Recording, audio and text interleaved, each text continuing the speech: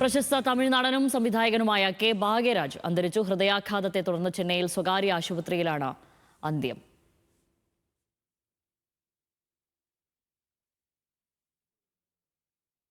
ഗൗതം ആമർകുഞ്ചമാണ് വിവരങ്ങളുമായി ചേരുന്നത്. ഗൗതം, ഇദ്ദേഹത്തിന് ആരോഗ്യ പ്രശ്നങ്ങളൊക്കെ ഉണ്ടായിരുന്നു, നമുക്കറിയാം. ഏറ്റവും തമിഴ് സിനിമാ മേഖലയിൽ തന്നെ ഏറ്റവും പ്രശസ്തനായ ഒരു നടനാണ്, തിരക്കഥാകൃത്താണ്. അങ്ങനെ അദ്ദേഹം ഇത്രയും കാലം അദ്ദേഹത്തിന് പല കൈവച്ച എല്ലാ മേഖലയിലും വ്യക്തിമുദ്ര പതിപ്പിച്ച ഒരു ആൾ എന്ന് തന്നെ പറയാം. അദ്ദേഹമാണ് നിലവിൽ വിട്ടുപോയിരിക്കുന്നത്. എന്തൊക്കെയാണ് മരണം സംബന്ധിച്ച വിശദാംശങ്ങൾ?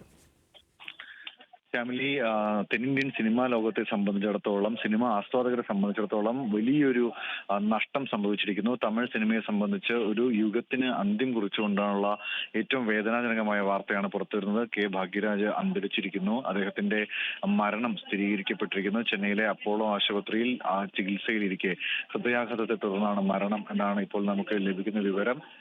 നമുക്കറിയാം, ഷാമിൽ സൂചിപ്പിച്ച പോലെ തന്നെ തമിഴ് സിനിമയുടെ ഒരു പ്രതാപ കാലഘട്ടത്തിന്റെ അടയാളപ്പെടുത്തലായി ഇപ്പോൾ നമുക്ക് എക്കാലത്തും ഓർമ്മിച്ചു വെക്കാൻ കഴിയുന്ന നടനും സംവിധായകനും തിരക്കഥാകൃത്തും പത്രാധിപരും ഒക്കെ ആയിട്ടുള്ള വിവിധ മേഖലകളിൽ പ്രവർത്തിച്ചിരുന്ന ആളാണ് കെ ഭാഗ്യരാജ്. അദ്ദേഹത്തിന്റെ സിനിമാ ജീവിതം വലിയ നേട്ടങ്ങളുടെ അല്ലെങ്കിൽ വലിയ ട്രാൻസ്ഫോർമേഷന് പരിവർത്തനങ്ങളുടെ ഒരു കാലഘട്ടത്തിൽ തമിഴ് സിനിമയെ വലിയ രീതിയിൽ അടയാളപ്പെടുത്തിയ മുദ്ര ചാർത്തിയ ഒരു സംവിധായകനെ കൂടി നടനെ കൂടിയാണ് നഷ്ടപ്പെടുന്നത്.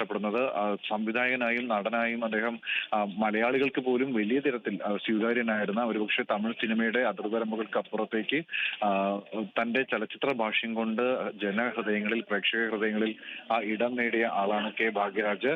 കൃഷ്ണസ്വാമി ഭാഗ്യരാജ് എന്നാണ് അദ്ദേഹത്തിന്റെ പൂർണ്ണമായ പേര്. നമുക്കറിയുന്ന പോലെ തന്നെ സംവിധായകനായും അഭിനേതാവായും തിരക്കഥാകൃത്തായും സംഗീത സംവിധായകനായും നിർമ്മാതാവായും ഒക്കെ അദ്ദേഹം സിനിമയിൽ പ്രവർത്തിച്ചിട്ടുണ്ട്. അതോടൊപ്പം തന്നെ സാമൂഹ്യ ബോധത്തോടു കൂടിയുള്ള അദ്ദേഹത്തിന്റെ പ്രവർത്തനം ഇടക്കാലത്ത് രാഷ്ട്രീയ പ്രവർത്തനത്തിലേക്കുള്ള സജീവമായ അരങ്ങേറ്റത്തിലേക്ക് അല്ലെങ്കിൽ ആ രംഗത്തിലേക്ക് കൂടി കടന്നു കയറുന്ന അല്ലെങ്കിൽ എത്തുന്ന തരത്തിലായിരുന്നു അദ്ദേഹത്തെ നമ്മൾ കണ്ടത്.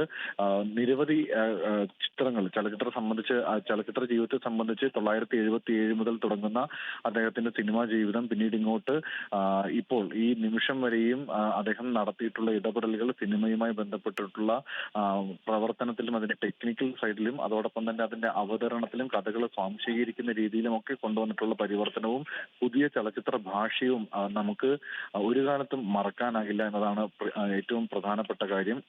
അദ്ദേഹത്തിന്റെ തികപ്പ് റോജാക്കൾ എന്ന സിനിമ 16-ാം എഴുന്നേലിലെ കഥാപാത്രം, കിഴക്കേ പോകും റെയിൽ, അതോടൊപ്പം തന്നെ ടിക് ടിക് ടിക് തുടങ്ങിയിട്ടുള്ള നിരവധിയായിട്ടുള്ള ചിത്രങ്ങൾ ആദ്യഘട്ടത്തിൽ 1970 മുതൽ 79 വരെയുള്ള കാലഘട്ടത്തിൽ അദ്ദേഹത്തിന്റെ ജീവിതത്തിൽ അടയാളപ്പെടുത്തിക്കൊണ്ട് അല്ലെങ്കിൽ ഭാഗ്യരാജ് എന്ന ഒരു പുത്തൻ താരോദയത്തെ സിനിമാ ലോകത്തിന് പരിചയപ്പെടുന്ന കാലഘട്ടമായിരുന്നെങ്കിൽ പിന്നീട് അതിനുശേഷം 90കളിലേക്ക് വരുമ്പോൾ അദ്ദേഹം കൂടുതൽ മികച്ച നടനായും മികച്ച സിനിമാ പ്രവർത്തനമായും മാറുന്ന കാഴ്ചയാണ് നമ്മൾ കണ്ടത്.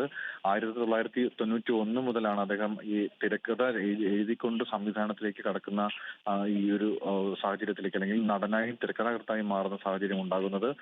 അതിൽ തന്നെ വിജയിച്ച അല്ലെങ്കിൽ അദ്ദേഹത്തിന്റെ മുദ്ര ചാർത്തിയ, അദ്ദേഹത്തെ അടയാളപ്പെടുത്തിയ ഒരുപിടി സിനിമകൾ ആ കാലഘട്ടത്തിൽ സംഭവിക്കുന്നുണ്ട്. പവനദാനുണ്ട്, സുന്ദരകാന്ഡമുണ്ട്, രാസാക്കുട്ടിയുണ്ട്, ഒരു ഉരുളി ഒരു രാജകുമാരി തുടങ്ങിയ ചിത്രങ്ങളൊക്കെ ആ ഘട്ടത്തിൽ വലിയ ഹിറ്റുകളായി മാറിയ, വലിയ സ്വീകാര്യത ലഭിച്ച ചിത്രങ്ങളായി മാറുന്നുണ്ട്.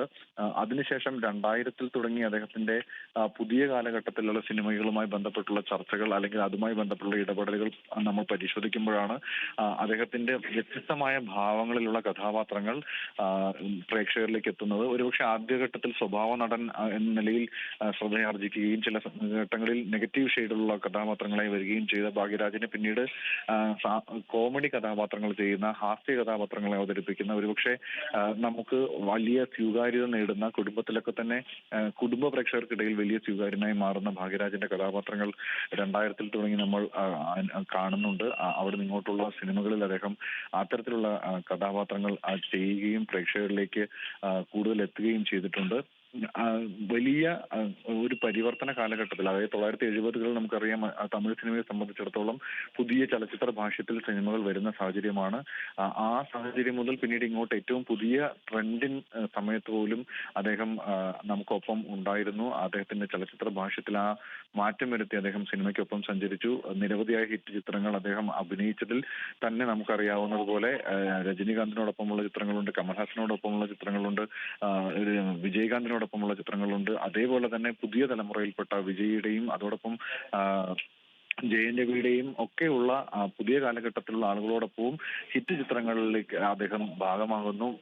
സിനിമയുടെ സമൂലമായ പരിവർത്തനത്തിന്റെ അല്ലെങ്കിൽ മാറ്റത്തിന് ഒപ്പം നടന്ന ഒരു കലാകാരൻ, അതോടൊപ്പം സാമൂഹ്യമായ ബോധ്യങ്ങളും ഉണ്ടായിരുന്ന, രാഷ്ട്രീയപരമായ നിലപാടുകൾ ഉണ്ടായിരുന്ന, സിനിമയിൽ മാറ്റം വരുത്തേണ്ടതിനെ കുറിച്ച് തുറന്നു പറയാൻ ഒരു മടിയും ഇല്ലാതിരുന്ന കലാകാരൻ കൂടിയാണ് നഷ്ടപ്പെട്ടിരിക്കുന്നത്. അദ്ദേഹത്തിന്റെ വിയോഗം ഈ സൂചിപ്പിച്ച പോലെ തന്നെ വലിയ നഷ്ടം തന്നെയാണ്. മലയാള പ്രേക്ഷകരെ സംബന്ധിച്ചിടത്തോളവും വിവിധ സിനിമകളിൽ അദ്ദേഹം മലയാളികളുടെ ഹൃദയത്തിലേക്ക് അല്ലെങ്കിൽ മലയാള സിനിമയുടെ ഭാഗമായി ഉണ്ടായിട്ടുണ്ട്. മലയാളികളായ പല നടന്മാരും നടിമാരും അദ്ദേഹത്തിനൊപ്പമുള്ള ചിത്രങ്ങളിലൂടെ തമിഴിൽ ഉൾപ്പെടെ പ്രശസ്തി നേടുകയും സ്വീകാര്യരായി മാറുകയും ചെയ്തിട്ടുണ്ട്. അങ്ങനെ ഒരു കൊടുക്കൽ വാങ്ങൽ പ്രക്രിയയിലൂടെ ഉൾക്കൊള്ളാവുന്നതിനെ ഉൾക്കൊള്ളുകയും തള്ളേണ്ടതിനെ തള്ളണമെന്ന് തുറന്നു പറയുകയും ചെയ്ത് സിനിമയ്ക്കൊപ്പം സഞ്ചരിച്ച പ്രിയപ്പെട്ട സംവിധായകനും നടനും തിരക്കഥാകൃത്തുമായിട്ടുള്ള ഭാഗ്യരാജാണ് നഷ്ടപ്പെട്ടിരിക്കുന്നത്. അദ്ദേഹത്തിന്റെ വിയോഗം ഇപ്പോൾ സ്ഥിരീകരിക്കപ്പെട്ടിട്ടുണ്ട്. 73 വയസ്സായിരുന്നു ഉണ്ടായിരുന്നത്. അദ്ദേഹം ചികിത്സയിലിരിക്കെ ഹൃദയാഘാതത്തെ തുടർന്നാണ് ഇപ്പോൾ അന്തരിച്ചതെന്നാണ് മനസ്സിലാക്കാൻ കഴിയുന്നത്. ശാമിൽ.